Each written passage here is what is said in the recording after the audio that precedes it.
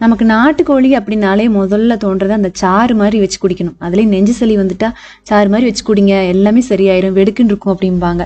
அது மாதிரிதான். அதே சமயம் உடனடியா குயிக்கா பெருசா எந்த இன்கிரீடியன்ஸ் இல்லாம பண்ணோம் அப்படின்னா இந்த ஒரு பொடி போதும். ஜஸ்ட் குக்கர்ல கொஞ்சம் எண்ணெய் விட்டு 1/4 கிலோ கறி போட்டு வதக்கிட்டு இந்த தில்லேஸ் மசாலாவோட கோழி சாறு சூப் மசாலா போட்டுக்கிறேன். அப்புறம் தண்ணி விட்டு மூடி போட்டு வச்சிடலாம்.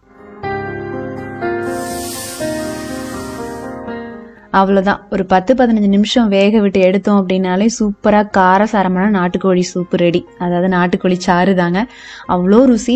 இது ஒரு ஹோட்டல் ஸ்டைல்லே இருந்துச்சு சாப்பிட்றதுக்கு. நீங்க பேச்சுலரா இருக்கீங்க, குக்கிங் ஈஸியா பண்ணணும்னா இந்த பொடியெல்லாம் ட்ரை பண்ணலாம். இவங்களோட பொடி வகைகள் நிறைய இருக்கு. அதாவது தில்லேஸ் biryani mix, crispy chicken mix, எலும்பு சாறு மசாலா, செட்டிநாடு சிக்கன் மிக்ஸ், அந்த மாதிரி நிறைய வெரைட்டிஸ் இருக்கும். இன்னொன்னு நான்வெஜ் மீல் காம்போ, இதுல எல்லாமே இருக்கும்.